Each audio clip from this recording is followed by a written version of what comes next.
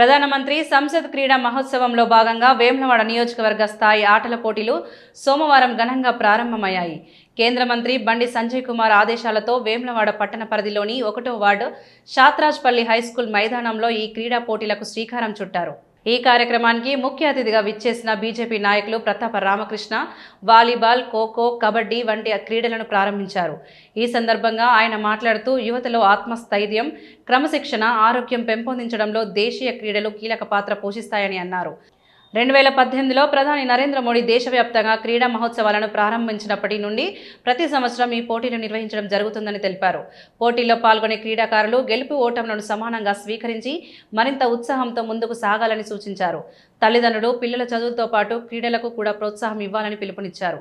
ఈ కార్యక్రమంలో బీజేపీ పట్టణ అధ్యక్షులు రాపెల్లి శ్రీధర్, జిల్లా ఉపాధ్యక్షులు శ్రీనివాస్, కౌన్సిలర్లు వంగల శ్రీనివాస్, మైలారం శ్రీనివాస్, వివిధ మండలాల అధ్యక్షులు మరియు క్రీడాకారులు పెద్ద సంఖ్యలో పాల్గొన్నారు. విశిష్ట అతిథులు ప్రతాప రామకృష్ణ గారు మనకు ఇప్పుడు సందేశం ఇస్తారు. సెక్రటరీ నర్రా శ్రీనివాస్ రెడ్డి గారు వేదికపైకి రావాల్సిందిగా కోరుకుంటున్నాం.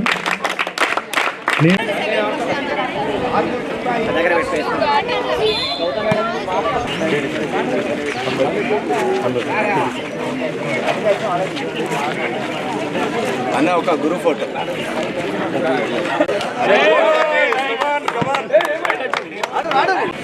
అందరికీ కూడా నమస్కారం. వేదిక అలంకరించిన పెద్దలకు, క్రీడాకారులకు, పాల్గొంటున్న విద్యార్థులందరికీ కూడా కరీంనగర్ పార్లమెంటు బండి సంజయ్ గారి ఆధ్వర్యంలో నిర్వహించే ఈ ఖేల్ సంస్థ దాదాపు అన్ని నియోజకవర్గాలలో కూడా తనకు సంబంధించిన 7 అసెంబ్లీ నియోజకవర్గాలు ఈ కార్యక్రమం చేస్తూ ఉన్నారు. అంటే చిన్నపిల్లల క్రీడా నైపుణ్యాన్ని పెంచే విధంగా నరేంద్ర మోడీ గారు ఒక పిలిపించారు. ప్రధానమంత్రి గారు ప్రతి పార్లమెంట్ సభ్యులు కూడా వాళ్ళ పరిధిలో దాదాపు ఈ నెల దేశమంతా, భారతదేశం అంతా కూడా అన్ని అసెంబ్లీ నియోజకవర్గాలలో కూడా ఈ కార్యక్రమం, ఈ క్రీడోత్సవాలు నిర్వహిస్తూ ఉన్నారు. మరి క్రీడలకున్న ప్రాముఖ్యత అందరికీ కూడా మీకు చాలా వరకు తెలుసు. మైండ్ రిలాక్సేషన్ కోసం, ఫిజికల్ ఫిట్నెస్ కోసం క్రీడలు ఎంత ప్రాశస్త్యంగా ఉన్నది చూస్తూ ఉన్నాం మనం. అంటే ఇప్పుడు క్రీడలు అంటే కేవలం ఓన్లీ క్రికెట్ అనే ఆలోచన యూతులు వస్తూ ఉంది. ఓ కవి చెప్పిండు అందుకే, ఆట అంటే క్రికెట్, చదువు అంటే ఎంసెట్ అని. చదువుకున్న ఎంసెట్ రాయాల్సిందే, చిన్నపిల్లల వాళ్ళు క్రికెట్ బ్యాట్ పట్టాల్సిందే.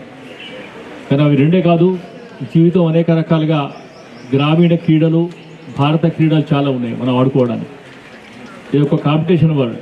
మరి కబడ్డీ కానీ, ఖోఖో కానీ గ్రామీణ క్రీడలకు ఆసక్తి తగ్గుతూ ఉంది. మరి గతంలో హాకీ, కబడ్డీ మన ఛాంపియన్స్గా ఉన్నాం భారతదేశం అంతా కూడా. మరి ఆ విధంగానే ఈ కార్యక్రమంలో మీరందరూ భాగస్వామి అయినందుకు మరొకసారి కూడా మీ అందరూ కూడా స్వాగతిస్తూ ఉన్నాను. పాల్గొంటున్న ప్రతి వారు కూడా అందరం గెలవలేము. నేను చెప్తాను అప్పుడప్పుడు, మీకు కనీసంగా సంవత్సరాలకు టోర్నమెంట్ ఉంటుంది. మాకు పొలిటీషియన్ కలిసి 5 సంవత్సరాలకు ఒకసారి మాకు పోటీలు. అలా మేము ఈ టీంలో నెగ్గాలంటే, వాలీబాల్లో నెగ్గాలంటే 6 టీం సభ్యులు సరిపోతారు. క్రికెట్ నెగ్గాలంటే 11 మంది సభ్యులు. ఏ ఒక్కరిద్దరు సక్సెస్ అయినా గెలుస్తారు. కానీ ఒక రాజకీయ పార్టీల భవిష్యత్తు, రాజకీయ పార్టీ భవిష్యత్తు ఈ నియోజకవర్గంలో దాంట్లో ఎంతమంది లక్షలు ఉన్నారో అంతమంది నిర్ణయించాలి. అందుకోసం క్రీడలకు ఏదైతున్నదో ఆ ప్రాముఖ్యతను, ఫిట్నెస్ కోసం మీరందరూ కూడా తల్లిదండ్రుల మనస్తత్వం కూడా తెల్లారి లేస్తే టిఫిన్ బాక్స్ పెట్టి ఇమీడియట్గా స్కూల్కి తోలుతారు. కానీ ఒక 10 నిమిషాలు ఆడుకోమని పిల్లలకు చెప్తలేరు. ఇన్స్టిట్యూషన్స్ కూడా, ప్రైవేట్ ఇన్స్టిట్యూషన్స్, ప్రైవేట్ కాలేజీలు, స్కూల్స్ అన్నింటిలో కూడా అదే తాకిడి. అందుకోసం ప్రతి వాళ్ళని కూడా కనీసం ½ అవరో 1 అవరో వాటి కోసం కేటాయించుకుంటే మనందరం కూడా బాగుంటాం. మీ ఫిట్నెస్ బాగుంటుంది. ప్రత్యేకంగా కూడా చెడు అలవాట్ల దూరంగా ఉంటాం. మరి యూత్ను చూసినట్టయితే మరి క్రీడలు ఈ గ్రౌండ్ సాయంత్రం చూస్తే ఖాళీ కనిపిస్తుంది. మరి పర్మిట్ రూమ్ చూస్తే మాత్రం ఫుల్ కనిపిస్తూ ఉన్నాయి ఎక్కడ చూస్తే తాగడానికి. మరి ఈ విధానం భారతీయ సంస్కృతి కాదు కనుక వాటన్నిటి కూడా మనం దూరంగా ఉండి మీకు అవకాశం ఇచ్చిన మీ టీచర్స్కు, వాళ్ళకో, మీ తల్లిదండ్రులు ఏదైతున్నదో చాలా కష్టపడి చదివిస్తున్నదో వాళ్ళందరికీ కూడా మీరు న్యాయం చేయాలని మరొకసారి కూడా బండి సంజయ్ గారి తరఫున మీ అందరూ కూడా నేను ఆహ్వానం పలుకుతా ఉన్నాను. భారత్ మాతాకి జై.